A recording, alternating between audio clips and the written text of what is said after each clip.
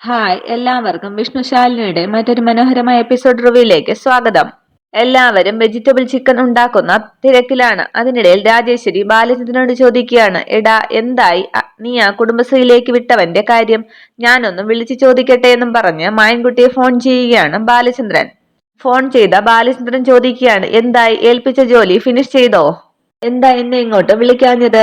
അന്നേരം ബാലചന്ദ്രന്റെ കയ്യിൽ നിന്നും ഫോൺ വാങ്ങി രാജേശ്വരി പറയുകയാണ്, ഞാൻ രാജേശ്വരിയാണ്. എന്തായി കുടുംബശ്രീ ഹോട്ടലിൽ നിങ്ങളെ ഏൽപ്പിച്ച ജോലി? അത് പൊളിഞ്ഞു എന്ന് മായൻകുട്ടി പറയുമ്പോൾ സന്തോഷത്തോടു കൂടി രാജേശ്വരി ചോദിക്കുകയാണ്, എന്തായി, പൊളിഞ്ഞെന്നോ? കുടുംബശ്രീ ഹോട്ടൽ പൊളിഞ്ഞെന്നോ? അതല്ല, ഒരുത്തൻ വന്നു പഞ്ഞി കിട്ടു. ഞാൻ ചാകാറായി ഇവിടെ. ഏതവന്മാർ എന്ന് ചോദിക്കുകയാണ് രാജേശ്വരി. ആ സത്യഭാമയുടെ മോനും കൂട്ടുകാരനും ആണ്. അതേസമയം വിഷ്ണുവും ദാസനും നിന്ന സ്ഥലത്തേക്ക് നോക്കുകയാണ് രാജേശ്വരി. നേരെ നിവർന്നു നിൽക്കാൻ പറ്റുന്നില്ല. ഇനി ഞാനില്ല ഈ കുടുംബശ്രീയോട് കളിക്കാൻ. ദേഷ്യപ്പെട്ട് രാജേശ്വരി പറയുകയാണ്, എന്നാൽ നീ പോയി ചാകട. എന്തിനാ പിന്നെ നീയൊക്കെ ഭൂമിക്ക് ഭാരമായിട്ട് കിടക്കുന്നത് എന്തിനാണ്? അത്രയും പറഞ്ഞ് ഫോൺ കട്ട് ചെയ്യുകയാണ് രാജേശ്വരി. ബാലചന്ദ്രൻ ചോദിക്കുകയാണ്, എന്തായി ചേച്ചി, കുടുംബശ്രീ ഹോട്ടൽ പൊളിഞ്ഞു എന്നൊക്കെ പറയുന്നത് കേട്ടല്ലോ. 10 മിനിറ്റ് കൊണ്ട് പൊളിച്ചു. അവനാള് ജില്ലാടിയാണ്. ഫോൺ ബാലചന്ദ്രന്റെ കയ്യിലേക്ക് എറിഞ്ഞു കൊടുത്തിട്ട് രാജേശ്വരി ദേഷ്യപ്പെടുകയാണ്. ജഗജില്ലാടി, ഇറങ്ങിപ്പോടാ എന്റെ മുമ്പിൽ നിന്നും, അല്ലെങ്കിൽ തിളപ്പിച്ച വെള്ളം കോരി നിന്റെ മുഖത്തേക്ക് ഞാൻ ഒഴിച്ചു തരും. അത്രയും പറഞ്ഞ് വീണ്ടും പാചകം തുടരുകയാണ് രാജേശ്വരി. ബാലചന്ദ്രൻ കരുതുകയാണ്, ഇപ്പൊ ഇവിടെ എന്താ സംഭവിച്ചത്? വീണ്ടും രാജേശ്വരിയുടെ അടുത്ത് ചെന്ന് ബാലചന്ദ്രൻ പറയുകയാണ്, ചേച്ചി വേറൊരു ആപ്പ് ഉണ്ടായിരുന്നു എന്ന് പറഞ്ഞ് വീണ്ടും രാജേശ്വരി ദേഷ്യപ്പെടുകയാണ്. അതേസമയം മേഘ പറയുകയാണ്, മത്സരാർത്ഥികളുടെ ശ്രദ്ധയ്ക്ക് ഇനി 3 സെക്കൻഡുകൾ കൂടി ബാക്കി. പാചകം പൂർത്തിയാക്കുമ്പോഴേക്കും വിഷ്ണുവിനെയും ദാസനെയും തിരക്കുകയാണ് ശാലിനി. വിഷ്ണുവും ദാസനും വരുന്നത് കണ്ട് അവരുടെ അടുത്തേക്ക് ഓടി ചെല്ലുകയാണ് ശാലിനി. എന്തായി കാര്യങ്ങളെന്ന് ശാലിനി ചോദിക്കുമ്പോൾ വിഷ്ണു പറയുകയാണ്, കാര്യങ്ങളെല്ലാം ഭംഗിയായി ഡീൽ ചെയ്തിട്ടുണ്ട്. ഇത് ശ്രദ്ധിക്കുകയാണ് രാജേശ്വരിയും സുസ്മിതയും. അവന് അസുഖത്തിനുള്ള ചികിത്സയും കൊടുത്തു. നോക്കാതെ ജോലി ചെയ്യുമെന്നും പറഞ്ഞ് ബാലചന്ദ്രനെ തട്ടുകയാണ് രാജേശ്വരി.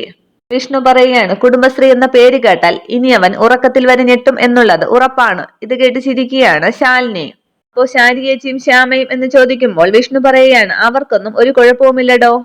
സന്തോഷത്തോടു കൂടി ശാലിനി പറയുകയാണ്, ദൈവമായിട്ടാണ് ഇയാളെ ഇവിടെ എത്തിച്ചത്. നല്ല കുട്ടി എന്ന് പറഞ്ഞ് വിഷ്ണുവിന്റെ കവളിൽ പിടിച്ചു നുള്ളുകയാണ് ശാലിനി. പരിസരം മറന്നുള്ള ശാലിനിയുടെ പ്രവൃത്തിയിൽ ആകെ അന്തം വിട്ടു നിൽക്കുകയാണ് വിഷ്ണു. ദാസൻ ചിരിക്കുമ്പോൾ പെട്ടെന്ന് ശാലിനി ചുറ്റും ശ്രദ്ധിക്കുകയാണ്. എന്നിട്ട് കൈയെടുത്ത ശേഷം സോറി എന്ന് പറയുകയാണ്. അതിനുശേഷം താങ്ക് യു വെരി മച്ച് എന്ന് പറയുകയാണ്. ഇതൊക്കെ സുസ്മിത കാണുന്നുണ്ട്, പക്ഷെ സത്യഭാമ ഇതൊന്നും ശ്രദ്ധിക്കുന്നില്ല. ശാലിനി പറയുകയാണ്, ജസ്റ്റ് ഒന്ന് വെയിറ്റ് ചെയ്യ്, രണ്ടാമത്തെ റിസൾട്ട് ഇപ്പോൾ പറയും. ഇത്രയും പറഞ്ഞ് ആകെ ചമ്മിയ ഭാവത്തിൽ ശാലിനി നടന്നു പോകുമ്പോൾ അതിയായ സന്തോഷത്തോടു കൂടി ശാലിനി പോകുന്നത് തന്നെ നോക്കി നിൽക്കുകയാണ് വിഷ്ണു. പിന്നീട് ശാലിനി ശാരദാമ്മയോട് സംസാരിക്കുന്നതൊക്കെ നോക്കി നിൽക്കുകയാണ് വിഷ്ണു. പരിസരം മറന്നു നിൽക്കുന്ന വിഷ്ണുവിന്റെ അടുത്തേക്ക് ചെന്ന് ദാസൻ വിളിക്കുകയാണ്, ആശാനെ. മുഖത്ത് കൈതട്ടി വിളിച്ച ശേഷം വീണ്ടും വിളിക്കുകയാണ്, ആശാനെ, ഈ സ്റ്റാച്ചുവിനെ ഞാൻ എടുത്തുകൊണ്ട് പോകേണ്ടി വരുമോ? ഒന്നും ശ്രദ്ധിക്കാതെ നിൽക്കുന്ന വിഷ്ണുവിനെ വീണ്ടും കുലുക്കി വിളിക്കുകയാണ് ദാസൻ. അതിനുശേഷം ദാസൻ പരാതി പറയുകയാണ്, നമ്മളൊരു കൊട്ടേഷൻ ഏറ്റെടുത്തിട്ട് അതിന് കൂലിയായിട്ടൊന്നും കിട്ടിയില്ലല്ലോ. കവളിൽ തലോടി ചിരിച്ചുകൊണ്ട് വിഷ്ണു പറയുകയാണ്, ഇതിനും വലുതായിട്ട് ഇനി എന്ത് കിട്ടാനാടാ? പെട്ടെന്ന് ദാസൻ പറയുന്ന, ആശാനെ കൈ താഴ്ത്ത്, ആളുകൾ കണ്ടാൽ വിചാരിക്കും അടി കിട്ടിയതാണെന്ന്, അതും ഏട്ടത്തിയമ്മയുടെ കയ്യിൽ നിന്നും. ഇതൊക്കെ കണ്ട് ആകെ ദേഷ്യപ്പെട്ടു നിൽക്കുകയാണ് സുസ്മിത. അവിടെ മേഘ അനൗൺസ് ചെയ്യുകയാണ്, അവസാന റൗണ്ടിലേക്ക് നമ്മൾ കടക്കുകയാണ്. അതിനു മുമ്പായി രണ്ടാമത്തെ റൗണ്ടിൽ എലിമിനേറ്റ് ആയ ടീംസിന്റെ പേര് ശ്രീമതി സത്യഭാമ ഇപ്പോൾ പറയുന്നതാണ്. സത്യഭാമ വായിക്കുകയാണ്, രണ്ടാം റൗണ്ടിൽ എലിമിനേറ്റ് ചെയ്യപ്പെട്ട ടീമുകൾ ജാൻസി ജെയിംസ്. അത് കേട്ടെന്ന് ആശ്വസിക്കുകയാണ് ശാരദാമ്മയും ശാലിനിയും രാജേശ്വരിയും. സത്യഭാമ തുടരുകയാണ്, രണ്ടാമത് എലിമിനേറ്റ് ആയത് അരുണ, ഭാനു, വിക്രമൻ. പരസ്പരം കൈയടിക്കുകയാണ്. അത് കേട്ട് വിഷ്ണുവും ദാസനും. റിസൾട്ട് കേട്ട് സന്തോഷത്തോടു കൂടി ശാലിനിയെ കെട്ടിപ്പിടിക്കുകയാണ് ശാരദാമ്മ. ഇത് കണ്ട് രാജേശ്വരി ദേഷ്യപ്പെടുമ്പോൾ ബാലചന്ദ്രൻ പറയുകയാണ്, അടുത്തേതിന് പോകും. അതിനുശേഷം കരയുകയാണ് ശാരദാമ്മ. ശാലിനി ചോദിക്കുകയാണ്, എന്തു പറ്റിയമ്മേ? ഇത് സന്തോഷം കൊണ്ടാണ് മോളെ. നീ പറഞ്ഞത് ശരിയാണ്, നമ്മുടെ കൂടെ ദൈവമുണ്ട്. ഇല്ലെങ്കിൽ നമ്മൾ അവസാന റൗണ്ടിൽ എത്തില്ലായിരുന്നു. അതെ, ഇനി ഒരു റൗണ്ട് കൂടിയല്ലേ ഉള്ളൂ അമ്മേ. നമ്മളൊന്ന് ആഞ്ഞു പിടിച്ചാൽ ഫസ്റ്റ് പ്രൈസ് നമുക്ക് തന്നെ കിട്ടും. അമ്മ വന്നേന്നും പറഞ്ഞ് ശാരദാമ്മയെ വിളിക്കുകയാണ് ശാലിനി. മേഘ പറയുകയാണ്, തേർഡ് ആൻഡ് ഫൈനൽ റൗണ്ട് ആരംഭിക്കുകയാണ്. ഇനി അവശേഷിക്കുന്നത് 3 ടീമുകൾ മാത്രം. ഫസ്റ്റ് പ്രൈസ് ആയ 11 ലക്ഷത്തിന്റെ ക്യാഷും ട്രോഫിയും ഇതിലൊരു ടീമിന് സ്വന്തമായിരിക്കും. പ്ലീസ് നോട്ട്, നമ്മുടെ ഈ മൂന്നാമത്തെ റൗണ്ട് പരമ്പരാഗത വിഭവങ്ങളുടേതാണ്. അത് തയ്യാറാക്കാൻ നിങ്ങൾക്ക് കിട്ടുന്നത് 40 മിനിറ്റ് ആയിരിക്കും. നിങ്ങളുടെയൊക്കെ മുത്തശ്ശിമാർ ഉണ്ടാക്കിയിരുന്ന നാടൻ വിഭവങ്ങൾ. നാവിൽ ഇപ്പോഴും ബാക്കി നിൽക്കുന്ന ആ നൊസ്റ്റാൾജിക് ടേസ്റ്റ്. അതാണ് നിങ്ങളിൽ നിന്നും പ്രതീക്ഷിക്കുന്നത്. നമ്മുടെ പാരമ്പര്യത്തെ മടക്കിത്തരൂ, അപ്പോൾ 11 ലക്ഷം നിങ്ങൾക്ക് സ്വന്തം. ഇനി എന്താണ് ഉണ്ടാക്കേണ്ടത് എന്ന് നിങ്ങൾക്ക് ആലോചിക്കാൻ 2 മിനിറ്റ് എടുക്കാം. ശാലിനി ശാരദാമ്മയോട് പറയുകയാണ്, അമ്മേ, നമുക്ക് പുഴുക്കും കാന്താരിമുളകും ഉടച്ചത് ഉണ്ടാക്കിയാലോ? അയ്യോ മോളെ, അതിന് കപ്പയ്ക്കൊക്കെ സമ്മാനം കിട്ടുമോ മോളെന്ന് ശാരദാമ്മ സന്ദേഹപ്പെടുകയാണ്. അയ്യോ അമ്മേ, അതല്ലേ മത്സരം. അമ്മയുണ്ടാക്കുന്ന കപ്പപ്പുഴുക്കിന്റെ കാര്യം ആലോചിക്കുമ്പോൾ തന്നെ വായിൽ കപ്പലോടും. നല്ല നാടൻ വെളിച്ചെണ്ണയിൽ കാന്താരിമുളക് ഉടച്ചതും ചെറിയ ഉള്ളിയും ചേർത്തൊരു പിടിപിടിച്ചാൽ 11 ലക്ഷവും ട്രോഫിയും ശാരദാമ്മയുടെ കാൽക്കൽ വെച്ച് സാഷ്ടാംഗം നമസ്കരിക്കും ഏത് സത്യഭാമയും. ആണോന്ന് ചോദിക്കുകയാണ് ശാരദാമ്മ. അന്നേരം അപർണ സുസ്മിതയോട് ചോദിക്കുകയാണ്, നമ്മൾ എന്താ ഉണ്ടാക്കുക? നമുക്ക് ചക്കപ്പായസം ഉണ്ടാക്കാം. അന്നേരം അപർണ ചോദിക്കുകയാണ്, ചക്കപ്പായസം പരമ്പരാഗത വിഭവം ആണോ? ചക്കപ്പായസം കൊണ്ട് പണ്ടൊക്കെ എന്തെല്ലാം ഉണ്ടാക്കിയിരിക്കുന്നു, പിന്നെയാണോ ചക്കപ്പായസം? എന്നാ റെഡി ആയിക്കോന്ന് പറയുകയാണ് സുസ്മിത. രാജേശ്വരി ചോദിക്കുകയാണ്, പരമ്പരാഗത വിഭവം എന്നൊക്കെ പറയുമ്പോൾ ചോറും കറിയും മാത്രം മതിയോടാ? എനിക്ക് സ്പെഷ്യലായിട്ടൊന്നും അറിയത്തുമില്ല. എന്ത് കുന്തമാടാ ഉണ്ടാക്കുക? ഓൺലൈൻ ഫുഡ് ഓർഡർ ചെയ്ത് കിട്ടുമ്പോൾ ഓർക്കണമായിരുന്നു ഇങ്ങനെ ഒരു സിറ്റുവേഷൻ ഉണ്ടാക്കുമെന്ന്. അങ്ങനെ പറയുകയാണ് ബാലചന്ദ്രൻ. രാജേശ്വരി ചോദിക്കുകയാണ്, ഡാഡാ, നീ വല്ലതും പറഞ്ഞായിരുന്നോ? ഞാനൊന്നും പറഞ്ഞില്ല എന്ന് പറയുമ്പോൾ രാജേശ്വരി പറയുകയാണ്, ഓൺലൈനിൽ ഫുഡ് ഓർഡർ ചെയ്ത് വാങ്ങിച്ച് തട്ടുമ്പോൾ അതിലൊരു പങ്ക് നിനക്കും തരുന്നുണ്ട്. അത് നീ അങ്ങ് മറന്നു എന്ന് തോന്നുന്നു.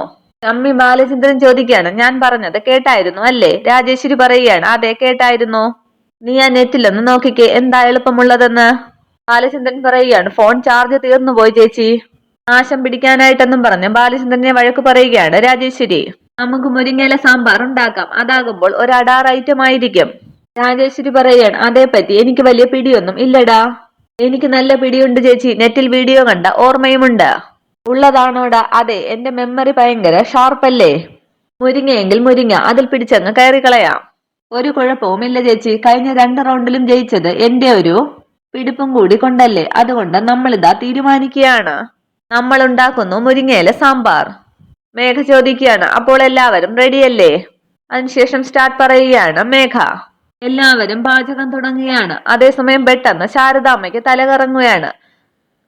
തലകറങ്ങിയ ശാരദാമ്മ താഴെ വീഴുകയാണ്. അമ്മയെന്ന് ഉറക്കെ വിളിക്കുകയാണ് ശാലിനി. എന്ത് പറ്റിയെന്ന് സത്യഭാമ ചോദിക്കുമ്പോൾ പെട്ടെന്ന് അമ്മയുടെ ബോധം പോയി എന്ന് പറയുകയാണ് ശാലിനി. ഇത് കണ്ട് സന്തോഷിക്കുകയാണ് രാജേശ്വരിയും ബാലചന്ദ്രനും. സത്യഭാമ പറയുകയാണ് പ്രസിഡന്റിനോട്, ഡോക്ടർ ഒന്ന് നോക്കൂ. ഞാൻ ഡോക്ടറാണ്, മോള് വിഷമിക്കേണ്ടെന്ന് പറയുകയാണ് ശാലിനിയോട്.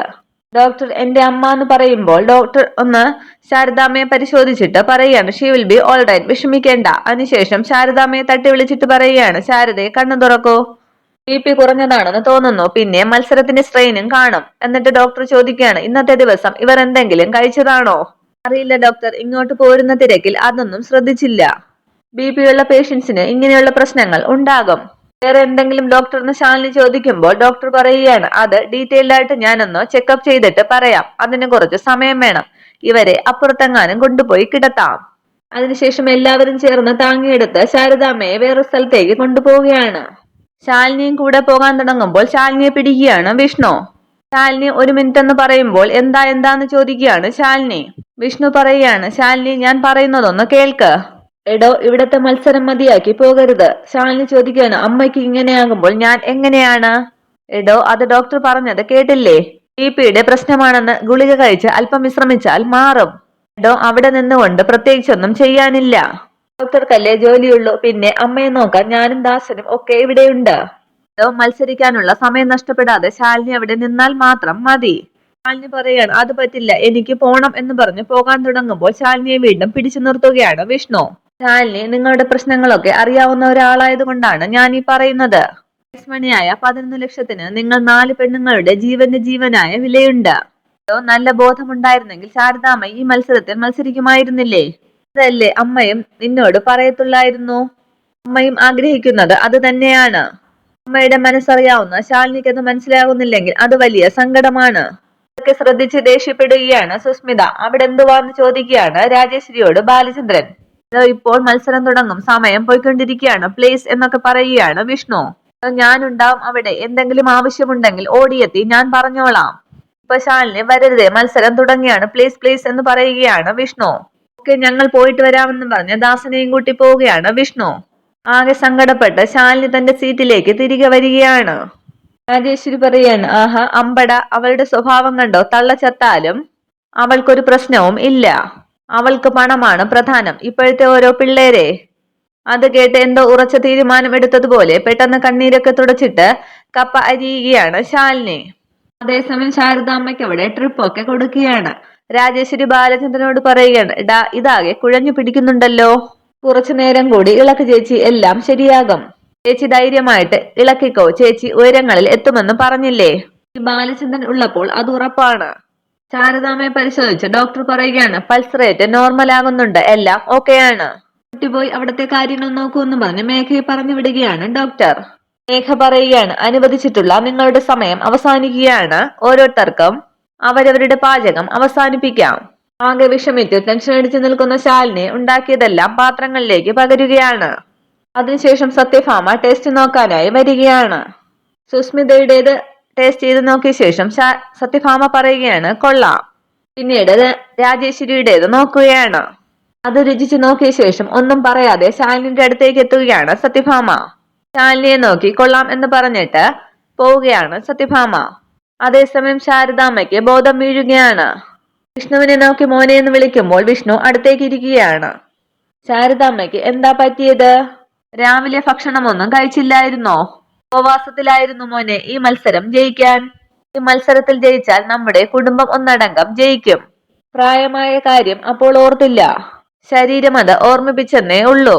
അല്ല, അവിടെ എന്തായി മത്സരം? പാചകം നടന്നുകൊണ്ടിരിക്കുകയാണ്, ഇപ്പോ തന്നെ ഫലം പ്രഖ്യാപിക്കും. അന്നേരം ശാരദാമ്മ പറയുകയാണ്, അയ്യോ, എങ്കിൽ എനിക്ക് ഉടനെ തന്നെ അവിടേക്ക് പോണം. ഡോക്ടർ പ്ലീസ് എന്ന് പറയുമ്പോൾ ഡോക്ടർ പറയുകയാണ്, ടെൻഷൻ അടിക്കേണ്ട, പതുക്കെ എഴുന്നേറ്റോളൂ, ടെൻഷൻ എടുക്കരുത്. അതിനുശേഷം ശാരദാമ്മയെ പിടിച്ചെഴുന്നേൽപ്പിക്കുകയാണ് വിഷ്ണു.